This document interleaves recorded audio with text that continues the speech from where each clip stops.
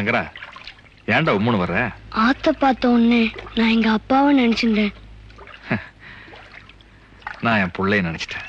எங்க அப்பா இருந்த வரைக்கும் இப்படி போகும்போது சாமி கதையெல்லாம் சொல்லி தருவா.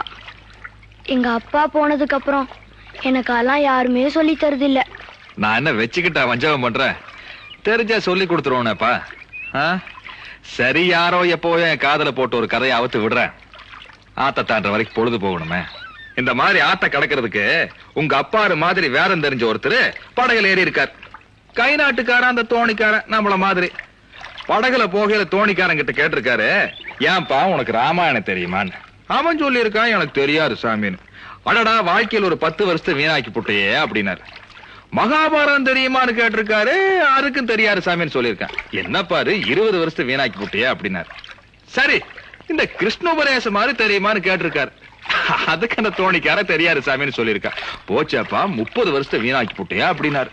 பேசிக்கிட்டே இருக்கையில படகுல ஓட்ட விழுந்து தண்ணி உள்ள வந்துருச்சு.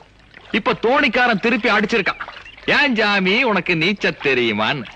சாஸ்திரி சொல்லியிருக்காரு, அது தெரியாதுப்பான். ஒட்டு மொத்தமா அவன் வாழ்க்கையே போச்சுட்டு இருக்கான். எப்படி இருக்கு பாரு. அதனால பொழப்புக்கு எது தேவையோ அதைத்தான் கத்துக்கணும். நீ என்னடானா வேதம் தான் கத்துக்குவேங்கிற, ஆனா உங்க ஆளுங்க கத்து கொடுக்க மாட்டேங்கிறாங்க. உன்னை எப்படி கரை சேர்க்க போறேன்னு தெரியலையே.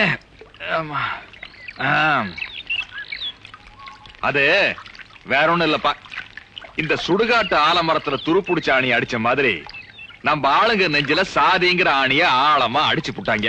அதான் இடைஞ்சல. இடைஞ்சல்னா புரியலையா? சாரிதான். உங்க பேர் என்ன? இந்த கொழுப்பு தானே வேண்டாங்கிறது. என் வீட்டு சோத்தை தின்னு புட்டு என் தோல்லையே சவாரி செஞ்சு புட்டு என் பேர என்னன்னு கேக்குற. இந்த ஊர்ல கை சூப்புற குழந்தைகிட்ட என் பேர் என்னன்னு கேட்டா கூட வாயிலிருந்து கட்ட வரல எடுத்துட்டு பாலு தேவர்னு சொல்லிட்டு மறுபடியும் கை சூப். பாலுங்கிறது உங்க பேரு, பின்னால இருக்க தேவர்ங்கிறது நீங்க படிச்சு வாங்கின பட்டமா? ஜாதி இல்ல ஜாதி இல்லன்னு சொல்ற நீங்களே மூச்சுக்கு 300 தடவை பாலு தேவர் பரம்பரை பாலு தேவர் பரம்பரைன்னு சொல்லிட்டு இருக்கேளே.